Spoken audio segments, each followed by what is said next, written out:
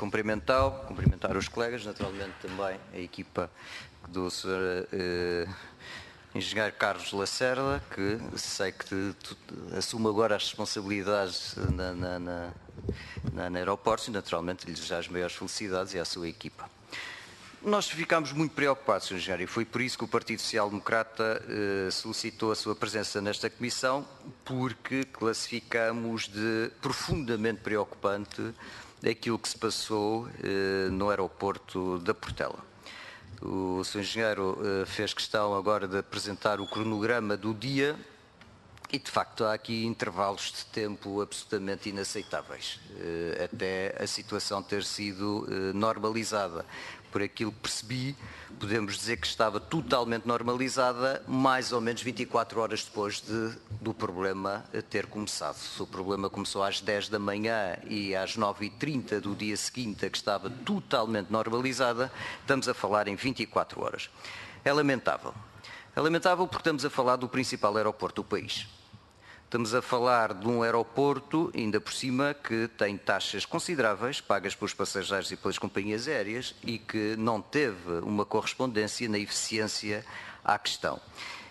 E, muito sinceramente, ficamos às vezes com uma ideia que existiu um certo amadorismo em todo este processo.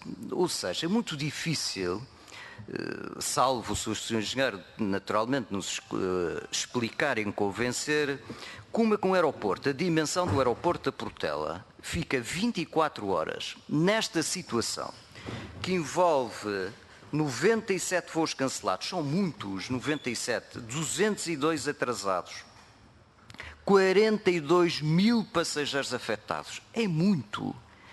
Por uma questão que nós ainda não percebemos o que é que aconteceu. Sabemos exatamente que houve um depósito e parece que foi ao segundo depósito e ao terceiro depósito. O Sr. Engenheiro não nos trouxe esses dados, mas ontem foi isso que nos foi passado pela ANAC. Ou seja, a minha primeira pergunta, quem é que foi responsável por o que se passou?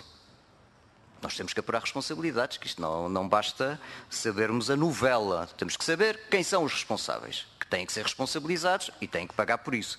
É até mesmo pagar indemnizações. Que a minha questão é esta, quem é que vai pagar as indemnizações aos passageiros? Quem é que vai pagar as indemnizações às companhias aéreas? É porque estamos num Estado de Direito e num país sério. E, portanto, é porque nós, nestas audições, ainda não percebemos quem é que é o culpado. Ainda ontem nós quase que ponhamos a hipótese os culpados ainda vão ser os passageiros. Até este momento, quem pagou, de facto, a indemnização do dia foram os passageiros. Perderam voos, que pagaram voos, não tiveram condições no aeroporto. Portanto, a pergunta que o Partido Social Democrata faz é o que é que se passou, o que é que falhou e quem é que são os responsáveis por aquilo que se passou. Depois, até mesmo no plano da informação, muito sinceramente, Sr. Engenheiro, nós esperávamos que o Mano Aeroportos, uma empresa com tantos anos, com tanta experiência, que esperemos que tenha agora uma mais-valia de avanço, que seja uma mais-valia, é isso que nós esperamos, no processo que se passou na ANA Aeroportos. E é isso que nós acreditamos que tenha acontecido.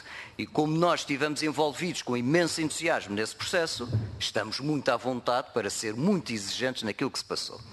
E ficamos com esta dúvida, será que a ANA Aeroportos está preparada? Quer dizer, quando houve a falta de um combustível, isto parou 24 horas. Se fosse uma coisa muito mais grave. Quer dizer, é que nós estamos a falar do principal aeroporto do país. Será que a ANA Aeroportos está preparada para estas situações? É que desta vez não esteve. Até mesmo do plano da comunicação, os painéis nem funcionavam, nem correspondiam à realidade. Estamos a falar do mínimo de uma informação, que são os painéis. Diz o Sr. Engenheiro, nós demos refeições a 1000 passageiros. Bem, 1000 em 42 mil, isto é ínfimo. Nós disponibilizámos 318 camas, bem, mas estamos a falar de 42 mil passageiros. Ou seja, ficamos com a ideia que isto tudo foi atrasado, só 2 horas depois, até mesmo, permita-me sugerir, essa expressão de que algumas companhias aéreas começaram-nos a telefonar. Mas o que é isto? Começaram-nos a telefonar, mas e esses processos de emergência como é que funcionam na aeroportos? É assim, as companhias aéreas começam a telefonar umas às outras e há uns que telefonam para aeroportos e então 2 horas depois, é que segundo a cronologia que nos trouxe, a coisa começou a correr mal às 10 e às 12 é que telefonaram, algumas companhias aéreas começaram a telefonar. Portanto, aquilo que eu lhe perguntava, Sr. Engenheiro, é para ficarmos descansados, tanto nós, Partido Social Democrata, mas mais importante do que isso, as companhias aéreas que pagam para vir para Lisboa, os passageiros que pagam e bem para aterrarem em Lisboa, para nós ficarmos confortáveis, esses planos de emergência estão bem testados. O que é que funcionou mal? O que é que o senhor engenheiro e a sua equipa aprenderam nesta situação que não correu bem? O que é que os senhores aprenderam para que isto não volte a acontecer? E depois terminava, Sr. Presidente, como comecei, que é a perguntar quem é que vai pagar estas indemnizações e qual é que é o ponto de situação, que é uma coisa que nós podemos assistir, mas que não vamos deixar que isso aconteça, que é as culpas irem passando de instituições para instituições e no final ninguém é responsabilizado. Era essa a questão também que eu lhe queria colocar e numa segunda ronda mais alguma questão. Muito obrigado, Sr. Presidente.